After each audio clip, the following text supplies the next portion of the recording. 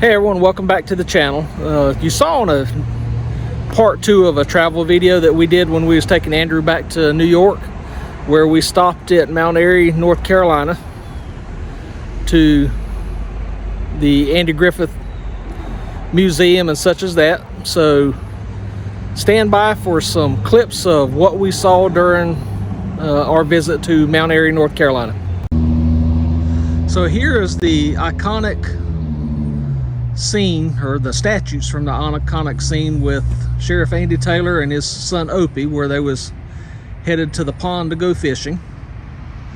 And you can see the plaque right here that says the Andy Griffith Show, a simpler time, a sweeter place, a lesson, a laugh, a father and a son. And that is so true. TV shows back then were great to watch. You didn't have all the profanity and all the other stuff. Just good, wholesome, clean TV. And I don't know who made these, it doesn't say, but they sure did a great job. Oh, and remember the show where Barney got the sidecar and the motorcycle? So I don't know if that's the real thing or not. You would think so, but don't ever know.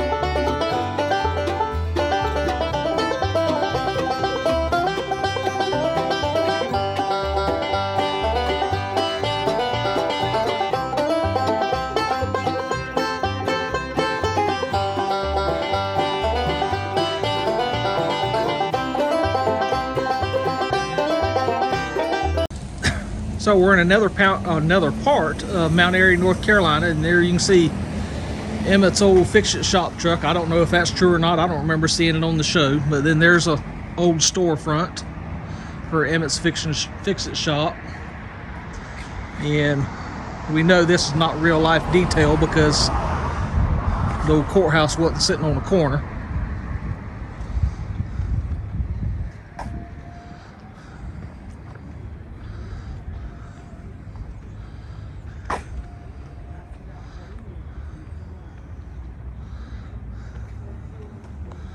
Oh, and there's a door for the mayor. There's an old cannon, but there's no sign for it, so.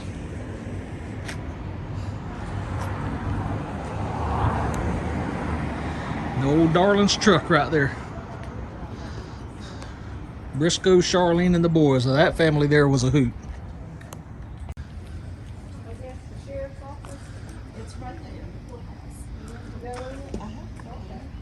This is normally I think she's on vacation. So normally you can go inside Wally's Service Center here, but they say the lady's on vacation, so can't go inside there. But there's one old tow truck there, and then there's one on the other side. Boy, how wouldn't we love to go back to 23 cents a gallon for gasoline? And here's another tow truck.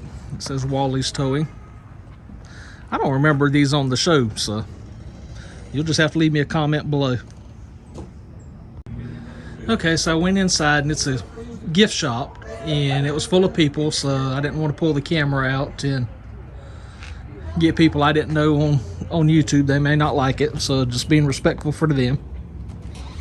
So Fred's radio and TV and groceries.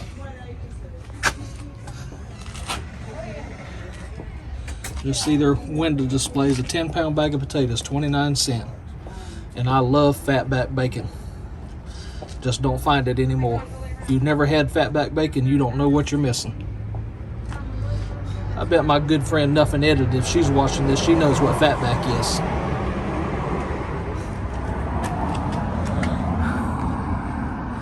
I don't know how much you can see in there or not.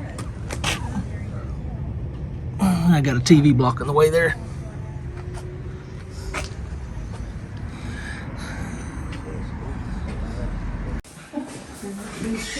So here we are inside a replica jail. Andrew, you want to get inside the jail cell?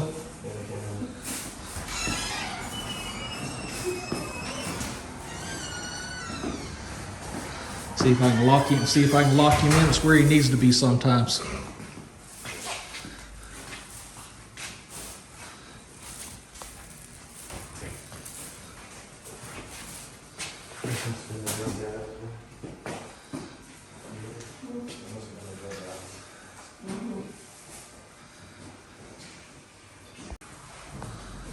Got old gun rack with some fake guns.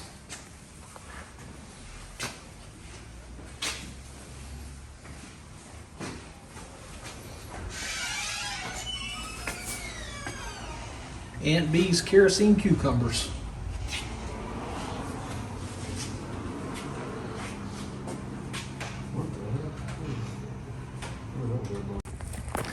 And here's a replica shack of the Darling Farm. See by the mailbox right there. Briscoe Darling Farm. Is that door open, Andrew? Nope, door doesn't open. Nope, and then I guess just a replica entrance to the old high school. Old Mayberry Union High. And the school bus. And here is Andy Griffith's Boyhead home. And so here's the sign out in front of it.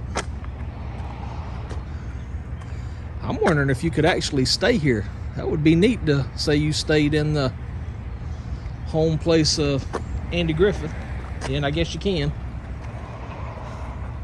There's another sign here that says guests are occupying Andy's house. Please respect their privacy. So I guess if you're ever in the Mount Airy, North Carolina area and looking for a place to stay, this would be a good place. So we are fixing to take a ride in, I believe, this car right here. So it's a Ford Custom. Here, I'm photobombing these people over here. So this one is a Ford Custom 500. Oh. That's what I'm looking at. Let me see your pretty face. And that one up there is a Galaxy. So maybe this gentleman driver will let me do some videoing when we get in there. But when it's dry, it's white. And when you're sitting up here in the sunlight, it just sparkles. It's gorgeous stuff. Now it goes about a quarter mile to the right. We have dug 90 feet in 141 years straight down. Each one of those uprights is near almost 20 feet tall. That's just the way they cut it, so they can do skyscrapers and so forth out of it. Now, we got 400 more feet to go till we hit the bottom. That's about 520 years left to mine.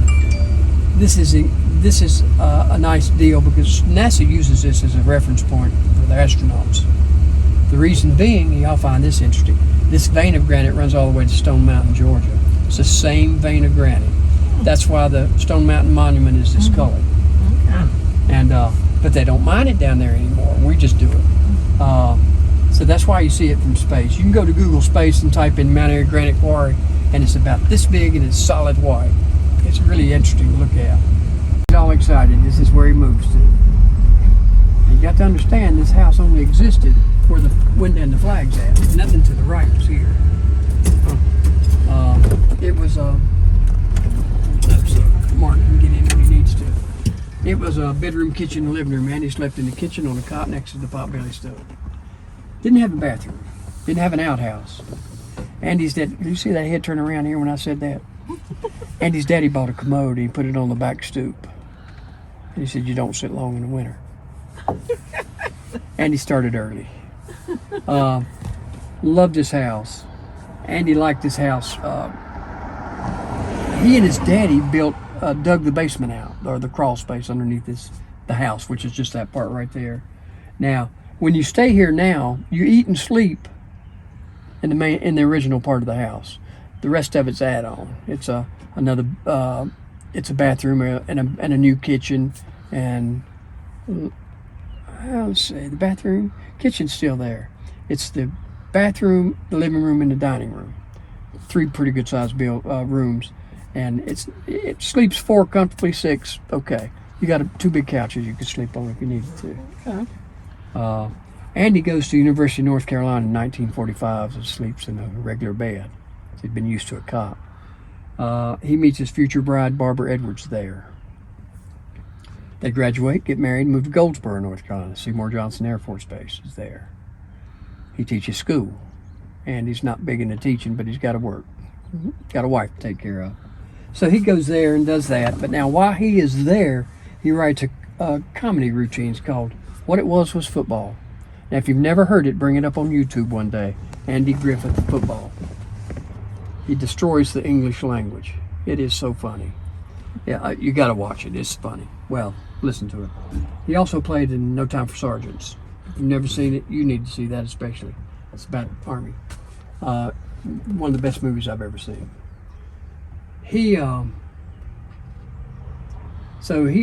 sells my understanding is 1 million copies of this record, and moves he and Barbara to New York and starts a stand-up comedy routine. Now, Don Knotts was born in Morgantown, West Virginia, and he's abused by his daddy, who's an alcoholic. So at 17, Don graduates from high school and he joins the Army for 2 years. Now, he's 5 foot nothing, weighs 100 nothing. But he's a great military man. They love him. They want him to stay. He doesn't want to. He wants to act. So he goes to New York, and he's a ventriloquist.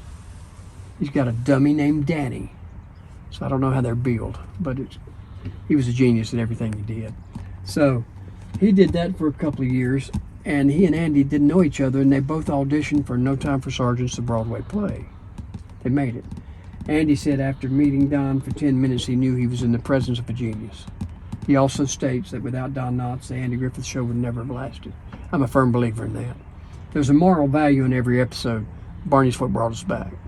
And Barney won all the awards and the accolades, and that was okay with Andy. He didn't care. As long as the show did well, he was happy. Now, Andy had 2 children, both adopted, no biological children. His son's named Samuel Andrew. He died in Hollywood at 37 from drugs and alcohol, which had to destroy Andy. And his daughter's name's Dixie. She comes here every year for the Mayberry days. She brings a friend with her, and they dress up like 2 fun girls from Mount Pilot.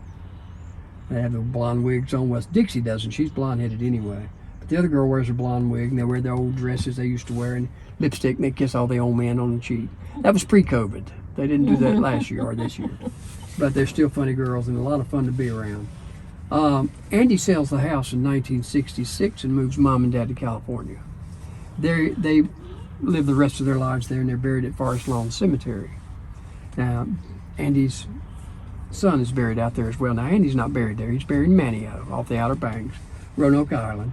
He was Sir Walter Raleigh in the Lost Colony, the outdoor drama, for years and years, and that's why he lived out there. He had an 82-acre compound, and he's buried in the backyard. He was in the ground within 5 hours after he died. Was not embalmed. He was a simple man. That's the way Andy wanted it. So that's where'd that come from? Oh man, something, wasn't it? This wasn't us, I know that.